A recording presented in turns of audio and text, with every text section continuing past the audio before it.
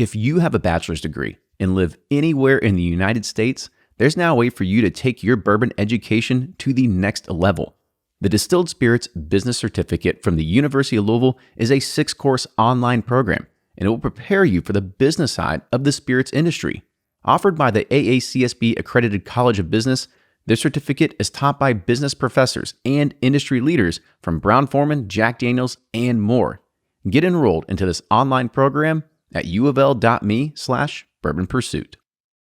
There's a new award-winning 4-grain bourbon that's been taking the market by storm.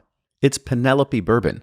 Bottled at the historic Castle and Key Distillery, Penelope's balanced yet flavorful taste profile comes from a unique blend of 3 bourbon mash bills. It's currently available in 2 expressions, 80 proof and cask strength. It fits your mood whether you're sipping neat or in a cocktail. Penelope is available in select markets as well as online at penelopebourbon.com. Are you looking for an app to track your tasting notes and bottles, but also connect with other bourbon drinkers? The Oak Bottle Tasting app uses powerful analytics to suggest new spirits for you based on your reviews and the tasting notes that you enjoy. Explore the feed to like and comment on the tastings of your friends, distilleries, and verified tasters. With over 250 different tasting notes, recording your own tastings has never been easier or more accurate. Join the fastest growing community of tasters today. Search for Oak Bottle app on the Apple App Store. However, there is one person on this roundtable who used to be a DJ. Oh. Ooh. Y'all never heard of DJ Spicy Cecil? Still have the fog Really? machine. That's what, yeah. Brian used to sell out the top floor of Saints Sky Bar in Louisville. That's right. One time to my friends. Wow.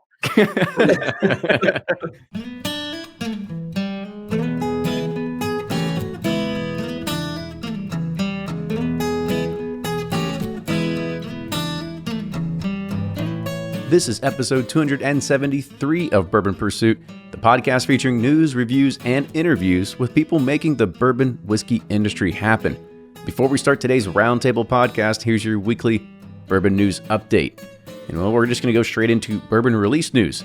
So you all know about Evan Williams. Now, Evan Williams Black, Evan Williams Bottled and Bond, and its Evan Williams flavor varieties are going to receive a new signature bottle with updated label designs. Now, the brand was first introduced back in the 1950s, and it quickly became one of the nation's leading bourbons and Heaven Hill Distillery's flagship brand. And today, the brand continues to break milestones at a historic pace, with the Evan Williams family of brands surpassing the 3 million case mark on an annual basis. You'll start seeing those new labels and bottles coming to market relatively soon. Well, that might have been the shortest intro ever, so let's kick it up a notch and jump into this week's roundtable. And this week, we look at how the size of a distiller will put a focus on their core name versus creating brand extensions. And then we talk a little about what you can and you can't patent in the whiskey business, really kind of protect your intellectual property. And next we examine the new Old Forester 150th anniversary and our thoughts on whether you would rather see a single barrel cask strength release or would you rather create a wide release that covers a lot of people. And lastly, we cover what has gone right and what's been done wrong with the limited edition releases that have happened so far that have been in person and online. Well, we've got our 2020 Whiskey Quickie review of the Buffalo Trace Antique Collection coming out very, very soon. So don't miss it. Make sure you're subscribed because our Whiskey Quickies come out every single Tuesday. So if you're not seeing them, that means you're not subscribed. And by now, you know it. Joe, Tripp, and Nick, the whole team over at Barrell Bourbon, they're doing all kinds of amazing blends. But don't take just my word for it. Try it for yourself. Get a bottle shipped to your door at barrelbourbon.com. With that, enjoy today's episode, and here's Fred Minnick with Above the Char. I'm Fred Minnick, and this is Above the Char. Today on Twitter, I was reminiscing about the good old days of Weller. This was before I really knew anything about Weller or bourbon in general. In fact, this was when I just kind of kicked bottles back and kind of let it do its thing. I poured some Weller in my flask. I think the year was 2002. And went to a Brewers baseball game. Watched Jeff Jenkins just hustle after like fly balls and foul balls. And he ran out a double.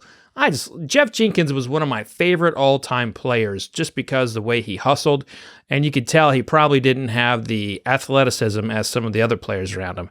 Of course, he got linked to steroids later on, but you know what? Everybody else was doing it. So, Jeff Jenkins, if you listen, I love you, man. You were one of my favorite players of all time. And anyway, so I'm watching Jeff Jenkins get this foul ball in right field. And at that moment, I have my flask in my hand and I kicked it back and I just was like, wow, this is good. And this is just so good. Now, looking back, I know that I was drinking something that was special.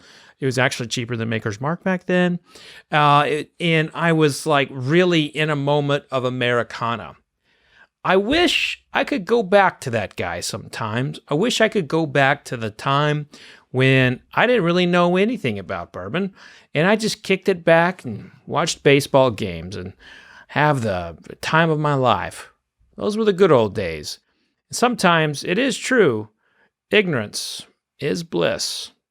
And that's this week's Above the Char. Hey, if you have an idea for Above the Char, hit me up on Twitter, Facebook, Instagram, YouTube, or my website, fredminnick.com. Just look for my name, Fred Minnick. Until next week, cheers. Welcome, everybody. It is the 49th edition of the Bourbon Community Roundtable. It's a podcast where we talk about all things that are topical, fun, releases, just whatever is happening in the world of bourbon. And we bring in some of the best personalities, the biggest blogs and authors that are out there to help share some of those interesting tidbits and sides and whatnot to be able to kind of just put a little, color commentary on it, if you will. So, of course, the whole Bourbon Pursuit gang's here tonight. Myself, Fred, and Ryan. Fellas, how you doing tonight? Doing well. Great. Good. All right. Awesome. We're right on the cusp of 50. We are. We're getting close. We are getting close. And so, go ahead. Is that going to be a conversation? Do we have that on air, off air? I feel like the live 50th show had a lot of steam from last episode, but then kind of died off thanks to Kenny being on jury duty. Yeah. We'll talk about it at the end of this one. We'll see if we can get the crowd and kind of get some other suggestions going on. And we'll just get Blake's private jet to fly us, to one spot. Perfect. Do it together. Waits around. Yep. We're all in. Let's go live in a bubble for 14 days, and then we'll have our live bourbon number 50. All right. So before we kind of kick it off and do a roundtable here and let people introduce themselves, Fred and Ryan, I'm going to go to you first with our random kind of question tonight. It's going to be a quick one. Orange juice, pulp or no pulp? Neither. Just I don't like orange juice. Don't like orange juice? Yeah, I don't either. I don't like mean, if I drink it, it'll be pulp, but man, it gives me terrible heartburn. The only time I drink it now is if I'll get a splash of it in a golfer's delight before I tee off, which is Fred's favorite vodka, Sprite, and then a splash of OJ. I'm sorry, I didn't hear anything there. Did a Bourbon Pursuit co-host just say they drank vodka? What? Yeah, it's good for teeing off. All right. Well, I don't know how you all are not orange juice. I'm the same way. Heartburn, man. Heartburn. Really? Yeah, terrible heartburn. I mean, I don't actively go and seek it out. I mean, sometimes it's just here, whatever. But if I do drink it, I'm like pulp all the way, like more I could chew. Like that's what I really like. So let's go ahead and kick this off. So we'll go to the person below me tonight. So Jordan, you're up first. Hey, sure. This is Jordan from Breaking Bourbon, one of the three guys who runs BreakingBourbon.com. Excited to be here as always. Make sure to check us out for our latest reviews and release calendars and articles. And are we answering OJ or no? Yes. Oh, all right. So I am definitely a no pulp person, and I don't do coffee or tea, but if I don't have my OJ, I will shank someone in the morning. Damn. Blood sugar control there. OJ. Yeah, he's ready. Serious OJ drinker. I'm more questioning the no coffee. I mean, how do you live and survive and stay wake up full of life? Wake up full of life. My wife hates apparently so. All right, Blake, you chimed in there, birthday boy. Go ahead and so I'll do the intro. I'm Blake from Bourboner. It's my birthday. BONR. It was yesterday. It was. And as well as sealbox.com, SEELBACHS. As always fun to be here. And I'm definitely with Kenny. The more pulp, the better. I don't know who would drink orange juice without pulp in it. You know, being from Florida, you expect just like somebody fresh squeezed an orange. You don't want it like manufactured tasting and thin, and you need the pulp. So, and Florida will trust on this one. Not many things, but an orange juice, I think we got that one covered. About any other category, yeah. Florida man just gave his opinion on orange juice. It discredits us, but except for oranges, we've got that down. All right, Brian, what's up, man? Hey, thanks for having me. I'm full on pulp. I can't provide a different opinion on this. I'm just going to agree with everyone, but I've got to have it. But I'm also coffee, so it's orange juice and then full on coffee for the rest of the morning. But I'm Brian with Sippin' Corn. You can find me on the socials at Sippin' Corn, SIPPNCORN, and also at bourbonjustice.com and sippincorn.com. By the way, Brian, I noticed your first thing I noticed when you popped on was your barrel head behind you. Just want to say thanks for having that. I missed. I loved having you at Bourbon and Beyond. All of you all were great hosts and everything, but you get points in my book today for remembering. Thanks, Brian. Well, I pulled that out special because we're right about at the anniversary, and I kind of had a moment of silence for it, but we'll be back next year, bigger and better. I would have done it if I got a barrel. Well, I too have mine went. I have a barrel head somewhere. I know where mine is. I'm holding a hostage. I owe you a barrel head, Blake. It'll be on its way. Ryan, you didn't get a barrel head? Oh no. Mary Ann must have took it or something. I don't know. Probably. It might have happened that way. I'll ask her. Well, they should have all been given out on stage, but oh well. It was pouring down rain, so I mean, it's all good. Well, even last year they had them, but yeah, I don't really remember coming away with one either. But yeah, it was tough to carry around a barrel head all day if you're at a festival. That is tough. All right, so let's go ahead. Let's jump into our topics tonight because we got a lot of good stuff, and I really want to make sure we set a lot of time for this. So this question actually came from Blake. He was actually having this conversation with one of his, I don't know, whiskey drinking buddies, friends, whatever you call them. Yeah, people in the industry. Yeah. Yeah. You want me to intro the question? I'll tell you what. This was your question, so why don't we'll you switch things up? I like that. So the question was, there's a lot of new brands and distilleries. We don't see as much diversification in the brand. And you look at, Barrell has Barrell Bourbon. They have Barrell Rye. They have Barrell Dovetail. Pinhook has different wax colors with horses. Bardstown Bourbon has Bardstown Bourbon Discovery, Bardstown Bourbon Fusion. There's a lot of these instances of that. Whereas with the older distillers, it was Buffalo Trace, Eagle Rare, E.H. Taylor, MRT Lee, Wild Turkey, 101, Rare Breed, Russell's Reserve. Look at Beam, Knob Creek, Jim Beam, Booker's, Baker's. So I guess the main question is it just money that's holding these distilleries and brands back from, just casting that net out a little bit further, or is it, they get a little goodwill, so they want to utilize that goodwill? Or what are some of the other kind of things that are at play with these newer brands and distilleries not diversifying into completely separate brands, but sticking with one main thing? And does that cause confusion for the consumer? It's straight up strategy. You basically have to, all the ones that you named are heavily infrastructured brands, and with distilleries behind them. You can go even further back to Bullet, which Bullet decided to, when they got a rye into the game, they decided to keep it Bullet Rye. And there's something to be said for building brand equity. And I think the way Barrell's doing it is really smart. Because you don't know that for a rye or a blend or whatever, you know them for Barrell.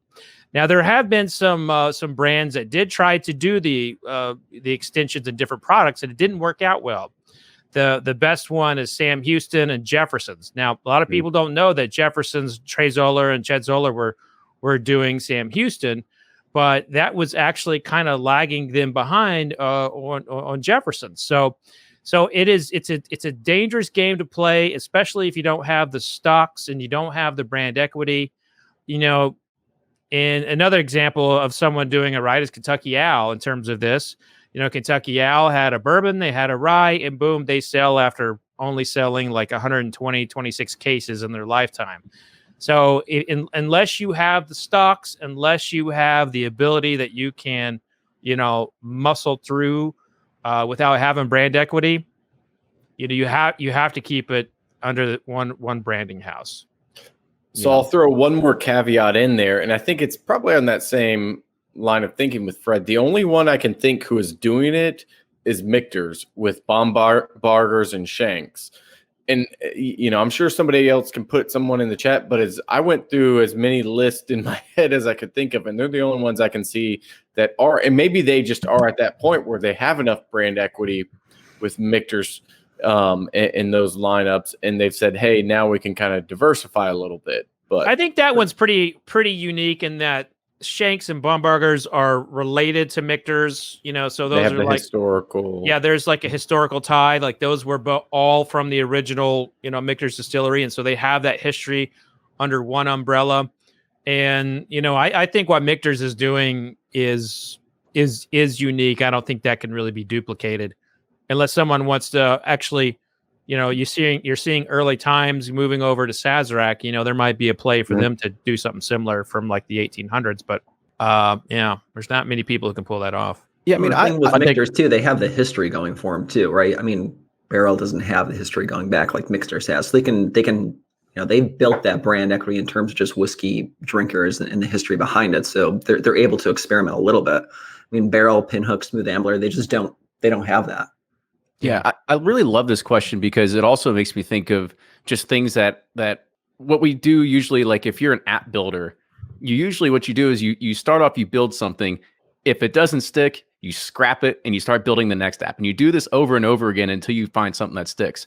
So it's kind of funny that we don't see this inside of a whiskey world to say, like, let's start building a label and let's see if it sticks. Like, let's see if like people start catching on to it. How is sales going and everything like that. And if it starts taking off, great. If it doesn't, tail it off.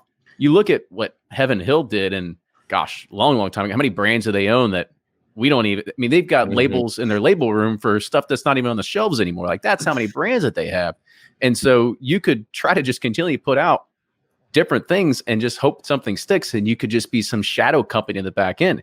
That's actually probably not a bad business decision if you want to try it at the end of the day, instead of putting, all your eggs in one basket with one brand and hoping you can really build that equity into it instead of starting to take like, smaller chunks here or there.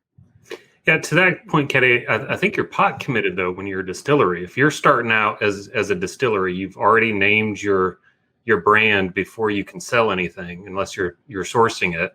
You start sourcing it, you're using that brand, and then you have little side names. You have your Contradictions, you have your very old Scout, or you have New Riff Balboa Rye. I mean, you branch off a little bit, but you gotta work with the name of your distillery. It's harder to scrap it all. Or you just do what other people do and you just change it by one proof point and it's a whole different label. whole new label. That's right. The thing too, though, right? So that's a really good point with Heaven Hill, Kenny. But back 20 years ago, right? You could do that. The market was way less crowded than it is now. Nowadays, if you're diluting yourself amongst, the hundreds and thousands of brands when you take all the craft distilleries out there, it's a lot harder to do, right? You want to build up your name as much as possible in that consumer mind. And Heaven Hill back in the day, they were competing against themselves basically, right? Trace and Beam and Turkey, but there was a lot less competition. Craft distilleries not as big as they were, so they almost wanted to diversify out there and make it look like a bigger market. Make it look like in case somebody did hate Heaven Hill, they can go after one of their other products, and you really can't nowadays do that. It's just too crowded. Tim Evans brings up a good point in the chat talking about Willett. They do a really good job with that. And again, they were sitting on stock. They stockpiled whiskey. I mean, I think it really comes down to is how much whiskey do you have? Willett, everybody talks about Willett being small. Willett is not small. I mean, if they were in any other state, we'd be looking at them as a juggernaut, but they're in Kentucky, right down the road from Heaven Hill. And they have, they've got a warehouse going up that's going to hold 25,000 barrels. That's not small. So they've got a lot of liquid, and it really comes down to is like, how much liquid do you have? And it's that simple. How do you explain Old Forester then? You'd mentioned early times to get rid of that. So you're really focusing on Old Forester, and you're got all these brand extensions on Old Forester. They've got enough, right? Well, yeah, and Old Forester too. You got to remember, a good chunk of Old Forester has been going into the batching of Woodford Reserve, and also Early Times is a completely different recipe. So you're not looking at apples to apples, but Brown Forman finally woke up and said, "Holy shit, we have this heritage brand. Let's put some attention to it and build a distillery and all this." And it's like they've had this gold mine just sitting in their closet, and they've been pushing Jack Daniel's and Woodford Reserve for the last 25 years. Nothing wrong with that. Great brands. But, I'm just glad to see that Old Forester is doing now. Maybe they're going a little overboard right now with all the I mean, they're looking at what Buffalo Trace did with Weller and said, "Hey, hold my beer. I got a proof point for you." Yep. I think too, I'm looking at like barrels, different stuff in like the Pinhook. It just makes it easier to scale, when you're young and you're starting it, setting up different presses and label prints, and they got the same bottle. So even though the labels may be different, it's not harder for them to change out, a label line to do that extent, whereas if you had a different bottle, different brand, you're looking at a whole nother bottling line, a whole nother this, so it just makes it more scalable at first. And like the other big distillers, hell, they didn't even own half the brands, they're selling today. So it's like, whereas that's, except for Jim Beam, they probably have owned most of those, but certainly Heaven Hill and Buffalo Trace didn't own them. But I think it's a scaling issue because as Kenny and I are figuring out with Pursuit Series and now doing a different line, it's expensive to change shit and do different, labels and corks and all that stuff. So it just makes it easier to scale if you can have that one brand and then kind of make them all a little similar. Now, Blake, I'll put this back to you because you're the one retailer in this roundtable. Are you looking at it as like, that's another SKU for me to sell? It's the same damn thing, but I can mark it up twice as much because it's in a nicer package. Yes and no. We're not looking like, hey, we can mark it up twice as much, but I had this conversation with Chattanooga. They said, "Hey, we got a new experimental release. Would you be interested?" I'm like, "Yeah, absolutely." Because one, it's a cool product. I love what they're doing, so I want to bring it in and sell it. But two, it's just another reason to talk to the customer and say, "Hey, this is coming." And then you never know, like, people are like, "Oh, I love their other stuff. I'd love to try it." So I think it does. It's just one more reason for a customer to give that brand and distillery a shot again, or for the first time, whether it's something experimental. So they say, "Hey, I'd like to try that. That sounds cool." So now later on down the line, they may just try the flagship brands and vice versa. So for the people who only drink the flagship brands, it's a new reason to try something new. So there needs to be constraints on it either way. If you just come out with one line and that's it and nothing else, it's going to be boring. If you have 500 different brand spin-offs underneath the same line, that's going to be confusing. So you kind of got to find that middle ground. But yeah, from a retail standpoint, I think you always need to be coming out with something new and somewhat innovating, and maybe something more than just a proof point, hopefully. And it gives consumers something to talk about. We wouldn't have roundtables if everybody just put out one product. So it's all 93 proof. Yeah, this is the fun part of it. And I know Kenny probably wants to get on, but there's another brand that you represent that has multiple SKUs and they're small, and that's Spirits of French Lick. Spirits of French Lick has like Lee Sinclair and then Maddie Gladden. Maddie Gladden. And it's kind of like I know those brands before I know Spirits of French Lick. So you're kind of seeing it play out a little bit at sealbox.com.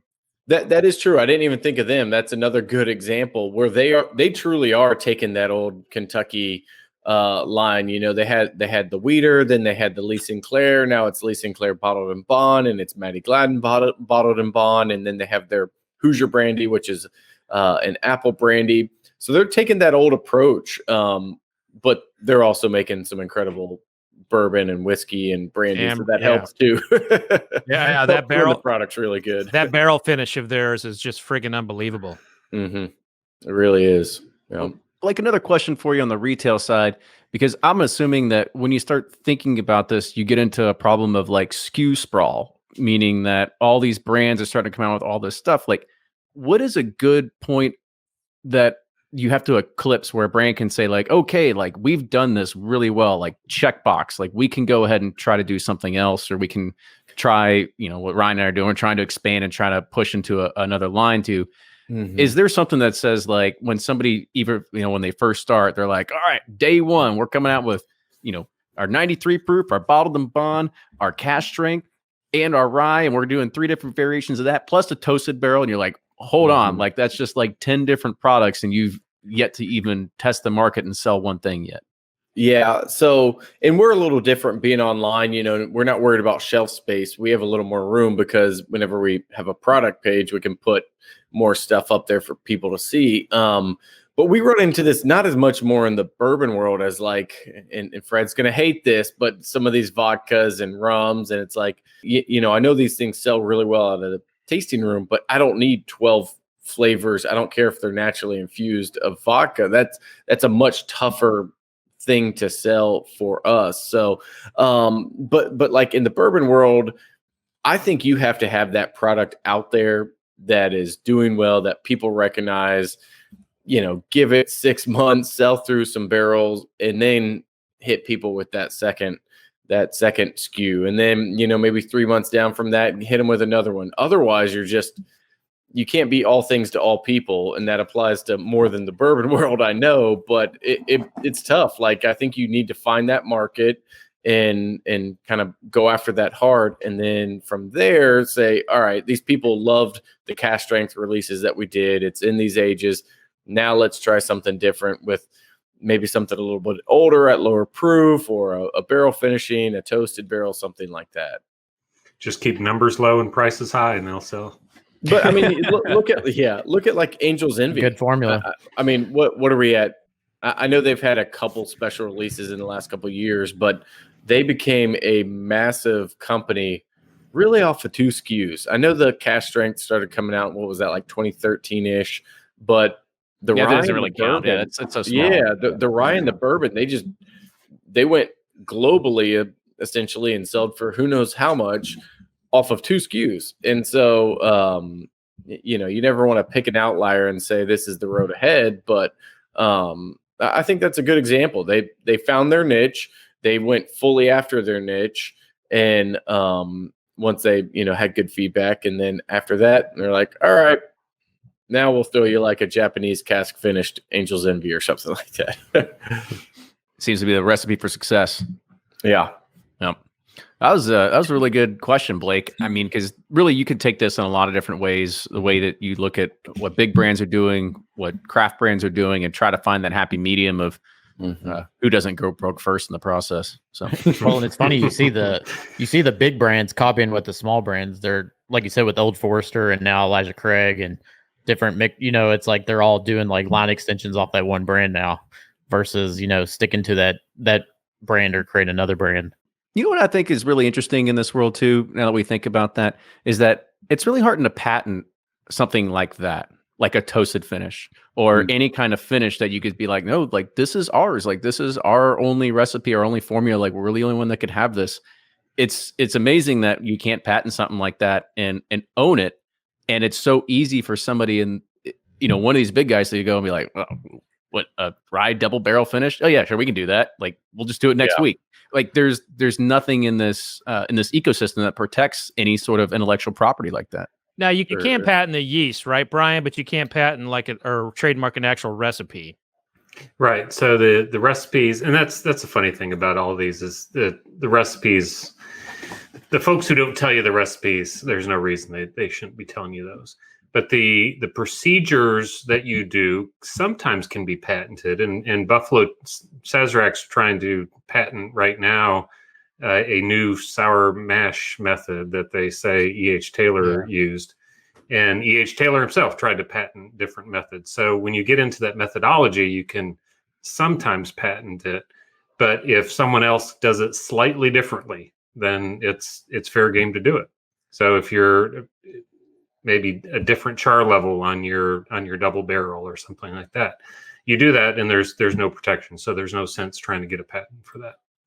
But the equipment, the yeast, all that's fair game. Well, the yeast can still be proprietary, and you can protect it because it's proprietary. But the recipe generally, not so much. Yeah, but a lot of the things that they are trying to do is to do with the equipment. You know, like they're trying to they create like a special tank, or they have a special filtration system, and they're trying to patent that. That's right. That's exactly right. Which, I mean, really, at the end of the day, though, patent all you want, right? Two different whiskey distillers doing the same thing in two different parts of the country. They're going to have two totally different results, just based on climate, based on aging, based on everything else. So it's kind of a moot point a little bit.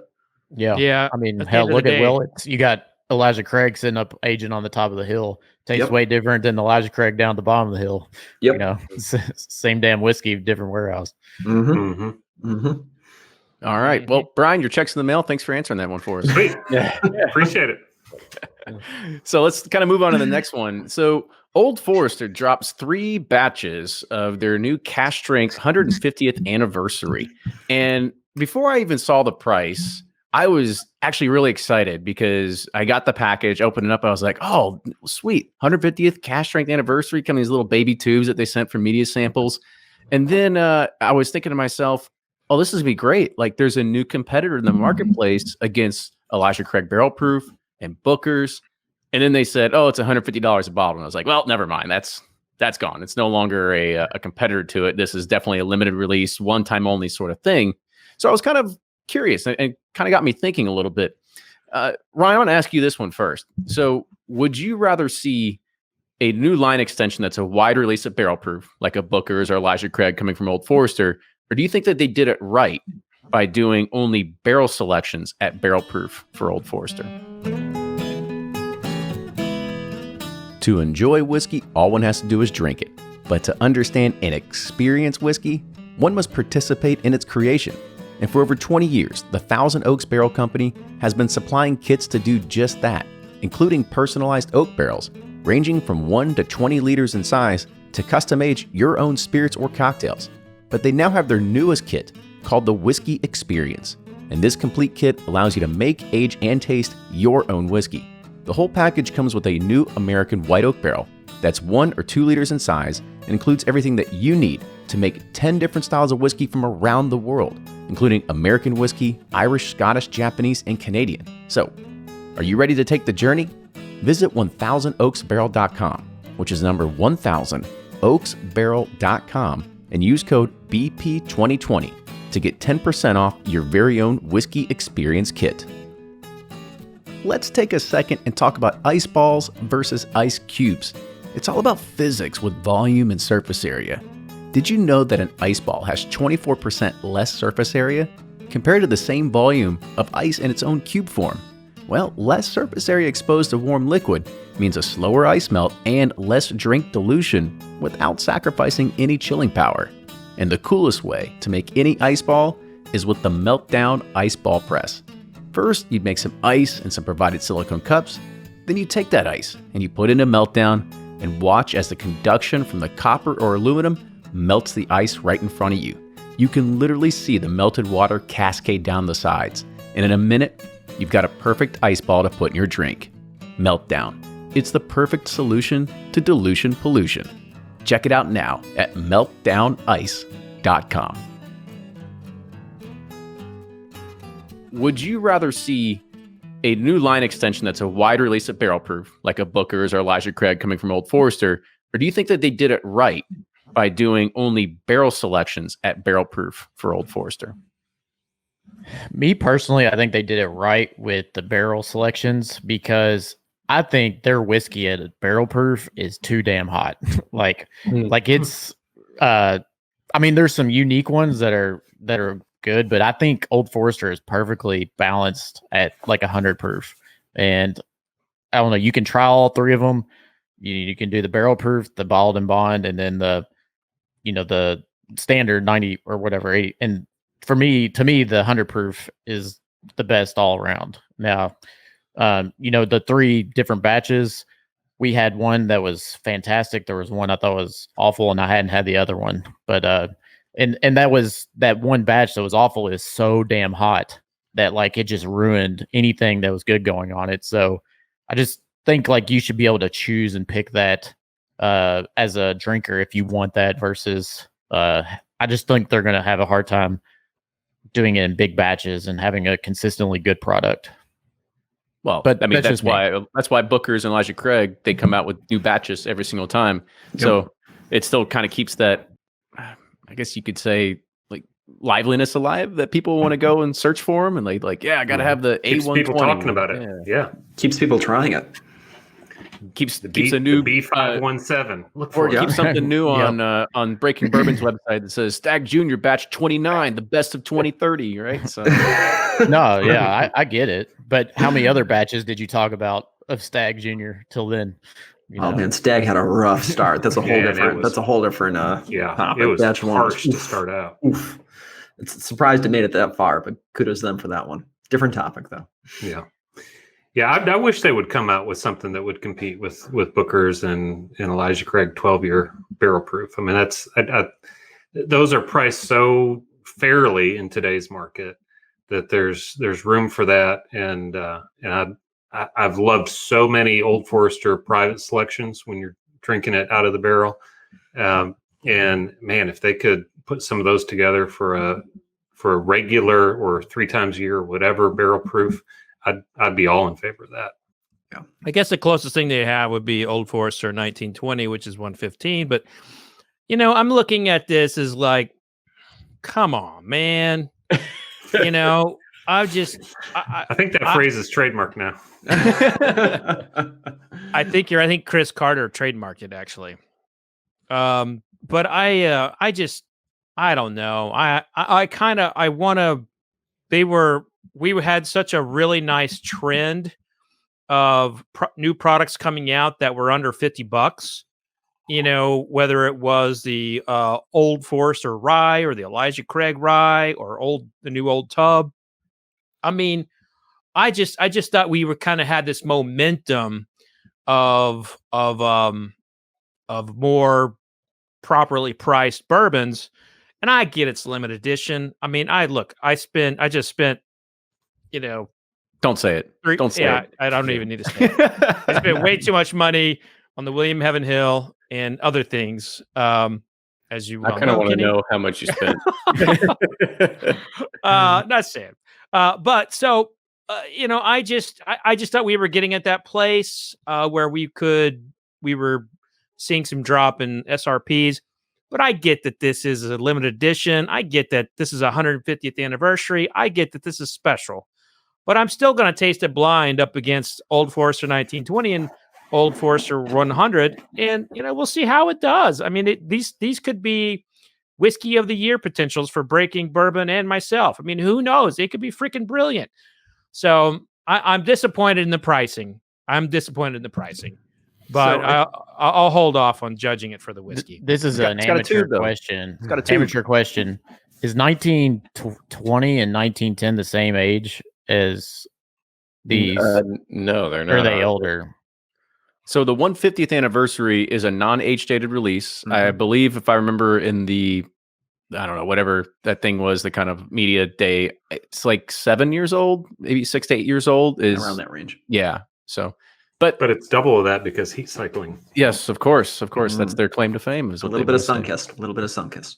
See, I'd be for the 6 to 8 year, but like the 4 year range, like, I don't know. Brian, you're right. There's some very fantastic barrel proofs at the 4 year, but there's some that are just so damn hot. You're like, get this shit out of my mouth. It's burning. Yeah.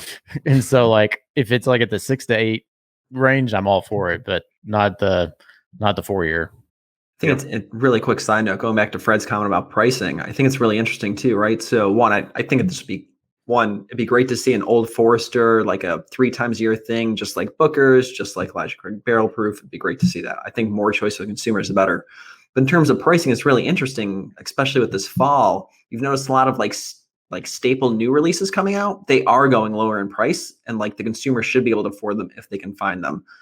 But then all the limited releases for like skyrocketed this fall more than ever, right? Like Rabbit Hole, King Kentucky came out with theirs again. It's just everyone's trying to one up each other, and you're just watching the limited release prices climb, and you're like, what is going on?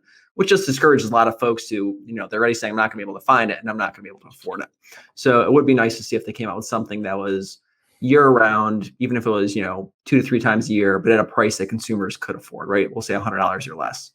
Honestly, don't get me wrong, it's still a lot of money, but honestly, we've talked about this in the past, but guys, they're all pricing to prevent like flippers and secondary market. I mean, they talk about that. They say we're pricing like this to prevent, going on the secondary. But that's kind of like at first it might have been an argument. Yeah. Now I think it's just the new normal. It's what it's going to be. But it's instead of the secondary market, it's the retailer. It's the retailer that's jacking it up. I mean, how many times have we seen a bottle of I don't know, Weller's an easy one, but I've seen regular Four Roses single barrel for like $75. I'm like, that's just nuts.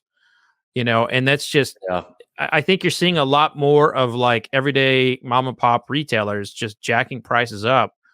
And I mean, there's a reason why that guy on Instagram went from like no followers to like close to 100,000 because he's calling people out for that. Yeah, I don't know. I feel like that's a whole other subject, so I won't. But, who was it? We've been down that rabbit hole before. Yeah, Whistle was like, "Hey, we've we're bumping the price up because this will be a $10,000 bottle in 5 years or something." And it's like, Boss Hog, whatever release is still sitting on shelves in most places. Right. So, don't use that as an excuse to. I forgot about that one. I don't know. Black Prince, baby. The Black Prince is so good. I mean, I buy it when I see it. I mean, they're they were good releases. There's no doubt about it. But it was $500. And as for the what was our original question? I don't think I chimed in on that one. It was the Old Forester. If you'd rather have a common. Do you wish they would lower their prices? That's the question. No, I haven't tasted it, and I saw the press release, but it's interesting because they released like the Old Forester Rye, which I know Fred named some of the best whiskey out there for the price, and I think I put it on the list. It was just really good. So this seems like an swing in the other direction, but hey, they gotta make sure they're hitting all markets, I guess. So they know that. I'm sure they saw the popularity of the Old Forester private barrel whenever whenever that opened up to barrel proof, and they're like, oh man, everybody wants this, and I bet they'd pay $150. And I don't expect to see this one sitting on shelves. I guess I'll say that it'll go for sure. I mean, you could put a pile of shit in a tin can and call it bourbon reserve and charge $50 for it, and somebody would buy it. I mean, it's just that part we know. Think about if retailers or whoever it is says, "Hey, this is basically the barrel proof version of Old Forester birthday bourbon," and it's kind of like the same thing where I think all the different Weller extensions are coming because it's like, hey, we couldn't get you Pappy, but we can get you. Weller Pumpkin Spice or whatever the one is now, and Weller Single Barrel. And I think it's kind of that same thing. Hey, we can't get you Old Forester birthday bourbon, but we can get you the bottled and bond of the 150 I guess fortunately that's where the market's going. Everybody wants more bourbon and we're getting better options at the same time. So, yeah. And Michael Urato brought something up on here talking about, I know Fred had announced it, talking about Peg Leg Porker 15-year. And it was like, I don't know how expensive it was, but it was a 15-year-old Dickel at 90 proof. I think like $300 or $400 or $500. Mm-hmm. And it kind of like brings up an idea in my head to kind of even think about, when we look at the limited editions that are coming out there from a few of these places, a lot of these, Old Forester 150th anniversary, like 6 to 8 years, $150. Like, is that something to really it's not a massive amount. It's not a huge age statement. Like E.H. Taylor marriage was 18 years. Okay, cool. Like that probably deserves, even a bump up in price from the $80 that they did. When you look at something that's just like, it's 4, 6, 8 years old, and hell, we're selling a 15-year-old Tennessee bourbon on Steelbox right now. Edit. at a extreme comparatively discount at barrel proof at $110, something that we picked. And now I'm like, shit, $500 a bottle. Maybe we should have been doing that. Well, and Rare Bird also we could have. Yeah, there you go. Rare Bird brought up Sweetens Cove, and I think every one of these like high price source whiskeys are unique. Like, and you have to like look at them differently. Peg Leg Porker is owned and operated by a famous barbecue guy. Like, he's like one of the best pit masters in the world. And Sweeten Cove is Peyton Manning. So I mean, you're looking at a couple celebrities, and they're one's an A-lister, the other one's a big time. And you're D-listers? Is that what you're saying? What's that? I forget what you're calling us. Yeah, I think he was going to say non-listers, but we're none of us are on the Peyton Manning list. Let's put it that way. Yeah, no, I agree. Gary, a peg leg is like, I mean, he's a big time in the barbecue world. I mean, he's the shit. And so I think when you have people coming in with outside audiences that aren't targeting us, I think they have a super fan that will pay for that. And in the case of Peyton Manning's, they were targeting the golf course community. And man, people blow more money at a golf course on stupid shit than they do at a craps table in Vegas. I mean, that golf course is sweet too. It's a sweet cove. It's a dangerous place. But talking about bringing back to Old Forester, hell, they probably saw Willett selling 4 to 6 year old bourbon, at that price, and they're like, well, hell, if they can do it, we can, and it comes with a tube. Willett, you don't even get tubes anymore. Well, that's extra $50 right there. At least 50. There's no doubt that Brown-Forman is tasting their whiskey and tasting their competitors' whiskeys who are pricing absurdly high and saying, why the hell is that commanding that price when our stuff is 10 times better? And King of Kentucky kind of comes out and it kind of blows the doors off a lot of tasters. And, I think they might be assessing that elsewhere. It'll be very interesting to see how they do it with Woodford Reserve, which has really all been about packaging versus like limited edition, upping the quality, if you will. They've got the batch proof, which is nice. Batch proof is very nice, but typically like their Derby release, which is their big like annual release that people line up and get, it's the same liquid and it's all about the bottle. So for Woodford Reserve, it's all about the packaging. For Old Forester, it seems to be about the whiskey. Well, and the other thing, all 6 of us have been, every time we've talked to anyone at Old Forester, we've said, or at Brown-Forman, we've said, give us barrel strength. Yep. And so they finally did it in the, with some really high proof stuff. They kind of eased into it with 1920, and then they finally gave it to us. We've been crying for it for so long. They're like, well, the demand's out there. Let's charge for it. For sure. Yep. Speaking of demand, you ready to move into the next subject, or Jordan, you have another comment there? Well, I was just going to throw out for Brown-Forman too, right? So I think they tested the waters and saw how good it was going with King of Kentucky, right? Yeah. And I think all of us ever, at least for us, it's always a consideration. Super limited release, but man, is that some great whiskey every year, right? So, and I think they saw, okay, we can do this. Let's see what else we can do a little bit bigger, and that's where they went. So let's go ahead. We'll kind of talk as we're talking about limited editions. One thing that we had talked about on the last roundtable was kind of like releases and what are we really seeing happening? Because we've now had sort of 3, I guess you could say, limited edition releases that have happened. 2 have been online. So you've had Old Forester Birthday Bourbon and you've had 4 Roses limited edition small batch. And then you had Angel's Envy, who did a traditional camp out kind of atmosphere. So I kind of want to throw a few things at you all and kind of see what's been done right and what's been done wrong. I kind of want to start pointing a finger first at Angel's Envy. My opinion is that this was done in poor taste because they knew that people were going to line up. We are still considered a pandemic. I know a lot of people are wanting to move on. However, they didn't do anything to keep people away, not people line up, keep people away from camping. Does anybody have anything else to kind of add? Or, if it's outside and I don't know if they had 6 feet apart, that's fine. We did the same shit at Lowe's or any other store. So, I mean, that's the way I would handle it, but I wasn't there, so I don't know how well it was done. But, if you're camping inside, I think that's bad. You have lines inside, but if it's outside, I don't think it's as bad because they're allowing a lot of other things happen outside. We're doing soccer games, we're doing all this other stuff. So as long as it's outside, I'm cool with it. But, inside, I think that's where it gets kind of a little iffy. I will say, I think they still did like one or two people in and out at one time. What I understand is that there were way more people there than there were bottles. And I believe, I don't know which Henderson actually went out and actually gave gift cards to people to use in the gift shop at a later date to come back and because they didn't have enough bottles for everybody.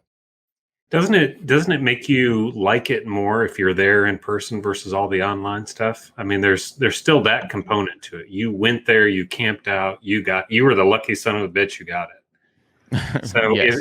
as long as you're being safe about it, yeah, I don't know. It's tough to go to all online stuff, and I didn't get any of the Four Roses. I didn't get anything from Total Wine. I missed out on all those, and I'm not about to stand in any line. But when you get something after waiting for it, it means more. And it's hard to do online because you got Kenny scraping the website and stuff. I think you can do it without just doing like a bot free for all, right? So which is what you saw with Old Forester. So I think you could also do like digital scavenger hunt, like have an online quiz where like you're learning about brand history. Like there's an educational aspect that you could include to like educate the consumer here. And if you get it right, doesn't mean you get a bottle, it just means you're entered into a lottery to get a bottle. So basically along the way, you educated the consumer, right? They feel good, they learn something new. And if they succeed, then they're in the lottery to potentially get a bottle. So there's ways of doing it that isn't just open up the floodgates and let bots scrape everything, right? So I think it was in this time, probably a little bit in poor form, right? All things considered, there's other ways that they could have explored first, probably besides doing what they did. Kenny bot. Yeah, I like the history question idea. Yeah, that is a good one. That's a good one. It's a good way to throw a little bit more brand recognition in there. If you're going to have people on your site anyway, you might as well fill them with a little bit more history. And just to make sure we set the record straight, I have not gotten anything from Old Forester or Four Roses or anything like that. So no, the Kenny bot didn't work. And so we'll kind of switch it over into the other side here and the two different online releases. So there were two of them. So Four Roses was a little bit more, I guess you could say, like behind the covers. You don't really know what happens. So you put your name into an email or into a sign-on sheet and you hope for the best. There's no, there's no like randomizer. They don't show you exactly how people were chosen. You just, if you got an email, you got an email. You put your blind luck into somebody. The other part with both this and Old Forester is that since they are online releases, you had people from all around the country that were now getting after these bottles, which they were only typically for people in the Louisville and Kentucky surrounding areas. I know of people in Florida that won a bottle at Four Roses and took a plane ride up to go and collect their bottle. Right? It was not me, but it was not me. It was not you. It was not you. It was actually Florida man flies to Lawrenceburg. I drank some of that bourbon, but mutual friend of ours, and that's cool because at some point they get to experience and actually being there and whatnot. For a lot of people, you have to figure out what's that break even of what you could just pay after it in secondary to be able to pay for a flight and stuff like that.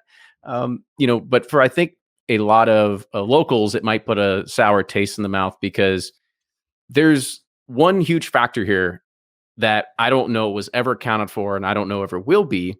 Is that so? What if all these outsiders, I keep saying outsiders, all these people that are not local, and they win a bottle, and they never go to collect it? What happens with those bottles? It's like those state checks that never get cashed. The distillery workers.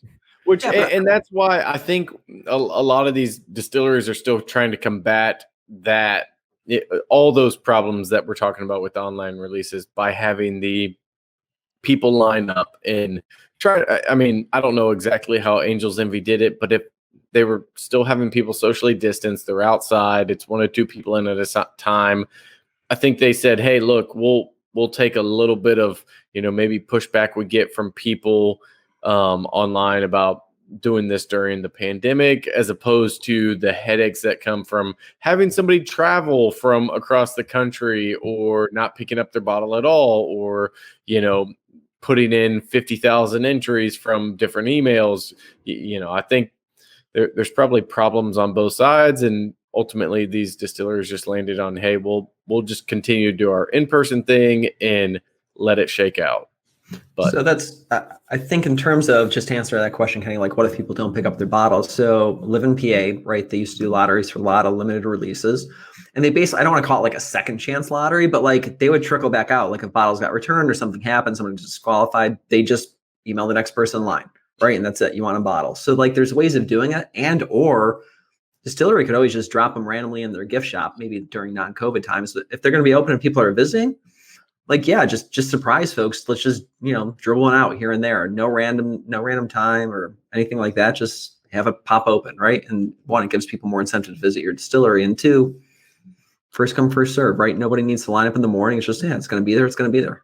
I can't drive to Lawrenceburg every day, George. So I kind of like, I've been listening and reading in the chat, and I've been kind of collecting my thoughts on this because I'm actually kind of passionate about it. And I just like, can we all just take a minute and just give, cut some slack for some people? I mean, it's tough right now for a distillery. I mean, for God's sakes, they had to pivot and make fucking hand sanitizer, and they haven't been able to take care of people like they normally would. And, everybody wants to lose their shit over an online ordering system going bad or like an in-person thing. I mean, what happened to good old basic empathy? Like, I just think that you see it in restaurants, people complaining about the service they're getting when these poor, staff members are having to run around carrying a, 150-degree pizza, sweating their ass off with a mask on. They can barely breathe, and the people are upset because they got pepperoni and not Italian sausage. I mean, it's just like at some point, man, first world problems. Let's relax. You didn't get the bottle you want. You're alive. I mean, be happy about that for a moment, and if it's bourbon, these people are trying to put food on their table for their families. And I'm not talking about the people who own it. I'm talking about, the 55-year-old woman, working the cash register at Angel's Envy. I'm talking about the tour guide who volunteered to, help with the Old Forester issues. I mean, let's just relax. Just bourbon. Well, Fred, I wish we would have said that for last, because I have one more gripe. That would have been a better way to close out this. That's hilarious. Kenny, hit us with some more pettiness. I got one more pettiness. I've got to hit on Old Forester just a little bit. I know. We should all be happy and thankful. So I will say I've got to just got to talk about their release a bit. So what they did is they did theirs based on email, and saying that, the link will be sent to you, and that's when you go and you actually can add it to cart and do whatever. And it was a completely different site, not their regular Old Forester shop. So it threw a lot of people off, which is really weird because it was actually on the site for a little bit and then it said sold out. And then we were just waiting for the inventory count to come back on. But anyway, for anybody that doesn't know how the internet works, is that you just can't send an email and think that's going to go to 40,000 people all at once. Right? I don't know how many people are on that email list, but everything gets staggered. So whoever gets that email first has minutes of a head start. So you got to see everybody online complain that said, oh, it was sold out by the time I even got the email. Like, I was sitting at my desk, and you don't know how many different email servers has to bounce off to finally hit to your inbox. So it was only favoring the select few who got the early email. And that's just how it works. So I think that doing the email side was honestly a bit chaotic and the wrong way to do it. The best way to do it, honestly, is to actually put the link out there and make sure you've got enough horsepower behind that server, and say at 12 o'clock, we're going to flip that inventory button on, and the first person that can go and check out, you can do it. So it's a tough game to play, but yeah, email's just the wrong way to do it. But didn't like Brown Forman like totally just get hacked? Like, I mean, they had like an international hacking incident like a week before that whole thing went down. If anything, I would say, maybe they, change up their release strategy based on that. But, they, again, it was not perfect. And they came out afterward and apologized immediately. Jackie and Campbell came out and, did that live stream and it happens, man. It happens. Yeah, it's funny when I saw this topic, I thought we were going to talk about which limited release we liked flavor wise, not on release methods. So, but yeah, totally whiffed on that. So, would you like though, Kenny, or it's Ryan? Out of those, I did not like the birthday bourbon. I didn't either. I think the last two have been so good. It was really disappointing this year for me. Four Roses is always great. You can check our whiskey quickies and all these. Yeah. All right. Well, that's going to. Thanks, Ryan. You want to go ahead and close it out for us? No, I don't. Okay. I'll let Mr. Griper close it out. It's okay. We'll go ahead and we'll close it out. We're gonna split. We're gonna cut the episode. We're gonna have Fred's at the very end, and we're gonna be like, and now, okay, now closing this week's podcast, guys. I want to say thank you so much for coming on, and thank you to 150 plus people that were also joining us live to be a part of this on this 49th edition of the Bourbon Community Roundtable. Stick around after this recording. We'll probably have some more fun things to talk about, but I will go ahead and let you fellas close it out. And Jordan, we'll start with you first.